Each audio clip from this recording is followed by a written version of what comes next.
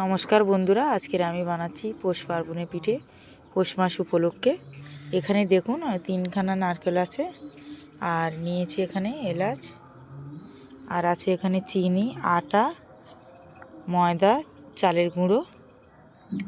এখানে একটা গামলা নিয়েছি। নারকেলগুলো এবার আমি ফাটিয়ে নেব। দেখুন এখানে সুজি নিয়েছি। এবার সুজিটা একটু নাড়াচাড়া করে দেবো। একটু হালকাভাবে ভেজে নেব সুজিটা, খুব বেশি ভাজবো না।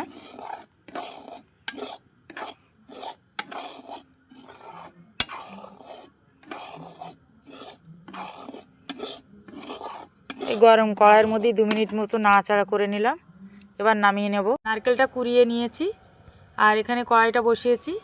এবার কড়াইতে নারকেলটা দিয়ে দেবো। আমি নারকেলগুলো পুরোটাই দিয়ে দেবো।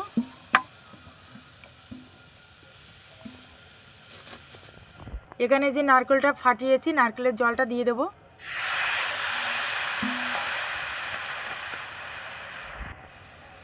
এবার আমি চিনিটা দিয়ে দেবো নারকেলের মধ্যে।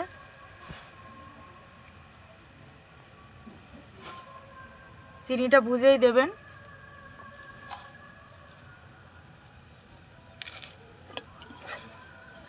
এবার আমি নাড়াচাড়া করতে থাকবো।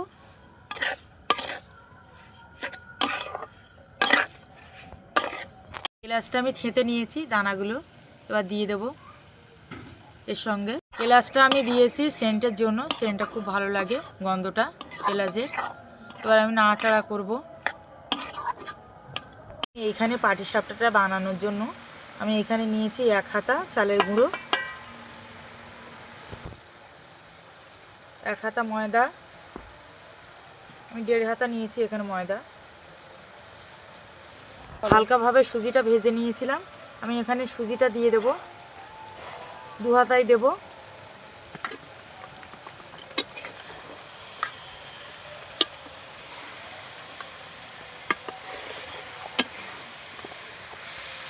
এবার আমি এখানে জল দেবো। আমি নর্মাল জলই নিয়েছি, মানে এখানে কোনো গরম জল নয়। ভালো করে ফেটিয়ে নেব। আমি একটু স্বাদের জন্য একটু লবণ দেব, তো আপনারা চাইলে না দিতেও পারেন। এবার ভালো করে মিশিয়ে নেব। দেখুন ঠিক এরকমই হবে ব্যাটারটা। দেখুন হয়ে গেছে, নারকেলটা ছাই মারা হয়ে গেছে। এবার নামিয়ে দেব।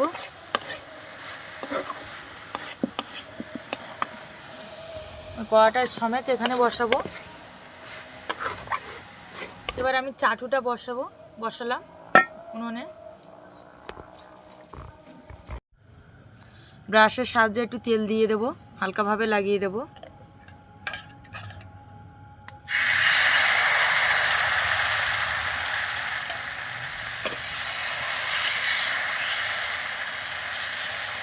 হাতা দিয়ে এইভাবে ঘুরিয়ে ঘুরিয়ে দিয়ে দেব।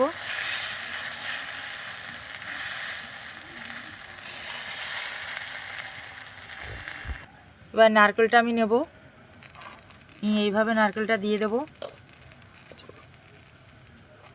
ও নারকেলের পরিমাণটা আপনারা বুঝেই দেবেন, বেশি দিলে তো খুবই ভালো।